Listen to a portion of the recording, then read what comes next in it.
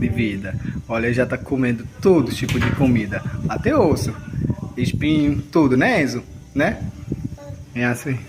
É verdade. Confirmou. Mentira, esse não come sozinho, não. Ó. Aí, ele pode comer à vontade. Aqui ele fica à vontade. É desse jeito. Enzo, faz assim.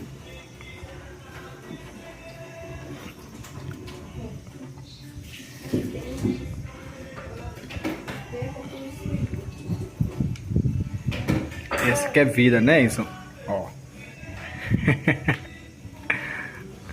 Tira esse espinho. Muito bem. Você aprendeu tudo, ó. É assim que filho de indígena come, entendeu, gente? Aí vai ter uma água. Entendeu? Ele tem 2 aninhos, já sabe comer sozinho. Imagina-se.